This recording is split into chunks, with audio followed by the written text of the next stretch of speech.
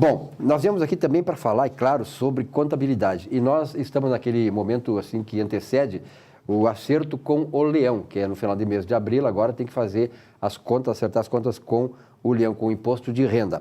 Como é que se planeja a economia fiscal nas operações imobiliárias das pessoas físicas? Quais os principais mecanismos para isso? Bom, Silvio Lopes, primeiramente eu me sinto muito honrado em estar participando do teu programa. Estamos aqui para contribuir, para dar algum recado, para ajudar as pessoas que estão do outro lado. Quem sabe tem algum caso que se adequa com o que a gente vai falar, não é? E aí tu vai ajudá-las, né, a fazer esse acerto bem feito, né? Porque é importante ter esse acerto bem feito com o leão, né? Exatamente. Quando as pessoas vendem imóveis, via de regra, elas têm que apurar o ganho de capital. O que é o ganho de capital? O ganho de capital é a diferença entre o preço que a pessoa pagou pelo imóvel e o preço que a pessoa vendeu o imóvel. Então, se a pessoa vendeu por um valor maior do que pagou, ela obtém um ganho de capital, um lucro na venda imobiliária. Quanto maior o lucro, via de regra, maior será a tributação do imposto de renda sobre essa operação. Existem formas para tentar, então, se diminuir esse lucro, não é? Formas legais, né? Formas legais de se diminuir esse lucro. E uma das formas legais, que eu acho que de se diminuir esse lucro, é valorar o preço de compra do imóvel, o custo de aquisição do imóvel. Porque quanto maior for o custo de aquisição do imóvel, menor vai ser o lucro. A diferença entre o de venda e de compra. E sobre essa diferença, a tributação ela é de 15% do imposto de renda. Então, as pessoas informam essa operação no ajuste anual. Se foi pago no momento próprio, que é no mês seguinte da operação da venda, né, ou do recebimento da operação da venda, se foi pago, a Receita Federal não vai cobrar o imposto. Todavia, se não foi pago, a pessoa declara no ajuste anual, essa informação entra no banco de dados da Receita Federal, e se não foi pago, então a Receita Federal vai cobrar no momento subsequente. Muito bem. O que diz a legislação? A legislação estabelece que o custo de aquisição é uma questão relativamente simples. O custo de aquisição é o preço que se paga pelo bem. Então, o sujeito comprou um apartamento, pagou 150 mil pelo apartamento. Esse é o custo de aquisição que a pessoa obrigatoriamente tem que declarar no ajuste anual lá na pasta de bens e direitos. Então, tem as informações relativas ao bem imóvel e o respectivo valor do custo de aquisição. Então, essa primeira parte é relativamente simples. Só que existem outras variáveis que podem se agregar ao custo e que muitas vezes as pessoas não se dão conta. Por exemplo, a pessoa comprou o bem por 150 mil reais. Tem o ITBI. O ITBI pago sobre a aquisição desse bem pode agregar o custo da aquisição. Os gastos para registro desse bem para o teu nome, para o nome de quem comprou, também pode se agregar ao custo de aquisição. Outros itens que pode agregar ao custo de aquisição, mas não necessariamente ocorreram na aquisição, são as manutenções do imóvel, a ampliação do imóvel, até mesmo algumas obras públicas que ficaram sob encargo do dono do imóvel.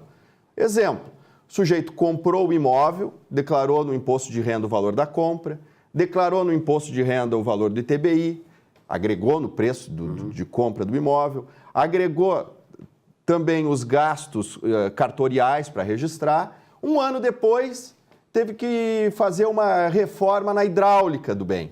Muito bem. O que essa pessoa faz? Essa pessoa vai guardar as notas de compra dos materiais, vai fazer um contrato ou pedir um recibo completo com o prestador de serviço, o empreiteiro que fez esse serviço, e no momento, no ano em que foram feitos esse gasto, pode agregar ao custo do imóvel essa manutenção.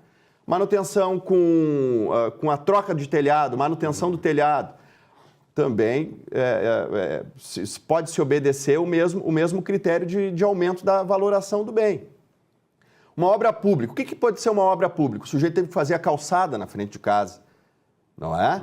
O sujeito teve que trocar o meio-fio da frente de casa, teve que trocar o lugar do poste, porque muitas vezes o poste cai bem na frente da garagem, teve que trocar o poste de lugar. Então, os gastos devidamente comprovados precisam ser, obviamente, declarados, obviamente não, mas a lei estabelece que devem ser declarados na declaração do imposto de renda, na pasta de bens e direitos, todos esses acréscimos, não é? Então, sobre esses acréscimos, aumenta-se o valor do custo e diminui o futuro o futuro ganho de capital quando vai vender o imóvel, e daí se tem uma economia de 15% sobre imposto de renda, que lá na frente pode repercutir e muito na finança de quem está vendendo o imóvel. Com certeza, eu tenho a mais absoluta certeza de que 90% das pessoas não teriam como ter esse discernimento de ver que nessas operações ela poderia abater, né, esses custos que indiretamente incidem, né, sobre um valor de compra do imóvel, na hora de vender. Quer dizer, se você acresce esses custos que o Giovanni falou aí, de própria manutenção do imóvel, esses custos de averbação de escrituras e tal, na compra do imóvel, e depois desses outros gastos aí de manutenção, você vai aumentar o custo de adquisição e, portanto, vai reduzir a distância entre preço de venda e preço de compra, e vai reduzir também o dinheiro, o valor ao qual incidirá os 15% de imposto de renda, e você vai pagar menos impostos. Quer dizer, eu acho que nenhum lugar aqui na televisão do Rio Grande do Sul você tem que pode ter essas informações que poderão ajudá-lo, não é isso, Giovanni? Muito bem. Uma outra despesa que eu havia esquecido de comentar, mas que também é muito importante, porque em muitos dos casos ela ocorre, o sujeito compra um imóvel financiado. O sujeito tem o preço nominal da compra do bem, sim, mas paga os juros nas prestações. Claro. Esses juros pagos na prestação da aquisição do imóvel, esses juros podem também ser agregados ao preço de compra do bem. Servindo o centro de custo do imóvel. Centro de custo do imóvel. Vai agregando, na medida que a pessoa vai incorrendo ou pagando os juros, não é? Na medida que vai pagando os juros, vai agregando no valor do imóvel. E eu também dar a dica, nós temos, obviamente, um embasamento jurídico, legal, um embasamento legal. jurídico para essas afirmativas aqui, está no decreto 3.000 de 99, é um decreto federal, que é o regulamento do imposto de renda. Então, senhores, no Google, coloca lá, regulamento do imposto de renda, decreto 3.000, ou RIR, que é a nomenclatura do regulamento do imposto de renda, ou a nomenclatura, veja só, é RIR. Você vai rir de alegria porque vai ter menos imposto a pagar, né? Ou não. Ou não, né? Ou chorar, ou rir é chorar, né? É mais para chorar, né? Mas a nomenclatura que o governo... rir. Assim como a nomenclatura que o governo deu para o sistema simplificado de tributação é simples, não é? Simples, é verdade. Mas na grande verdade de simples não tem nada, não é? Então, o decreto... É o pega-ratão, né? Tipo de pega-ratão, né? É o RIR, o sujeito digita no Google RIR, vai aparecer o decreto 3.000 na tela do computador. Isso que eu disse agora está no artigo 128, que trata dos custos dos bens das pessoas.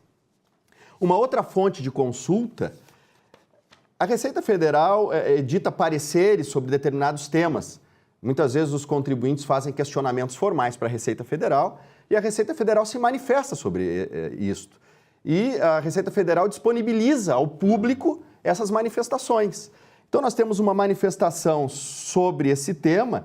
Então os senhores podem entrar no Google, né? Colocar lá, solução consulta 60, Receita Federal. Aí vai aparecer a solução de consulta número 60 da COSIT, que foi exarada, uma solução relativamente recente, de 20 de fevereiro de 2014.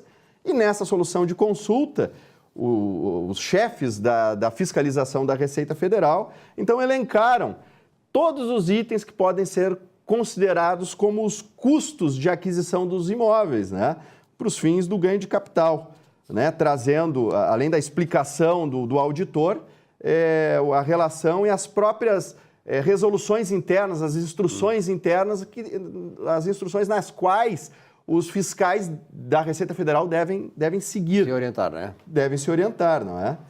Então, senhor Silvio Lopes, a princípio beleza, acho que é isso aí. Fico à disposição. E, muito bem. Novamente, uma honra estar nesse espaço muito importante para a comunidade gaúcha. Muito bem, acho que muito bem esclarecido e importante porque traz esse esclarecimento para as pessoas que nem sempre desconfiam que tem essa vantagem legal, né, tendo por base a própria Receita Federal para fazer e pagar menos imposto, que é uma coisa absolutamente boa na época dessa, que a gente está com situação de pouca grana e tal, as coisas estão muito difíceis. Enfim, Giovanni, obrigado pela tua presença aqui.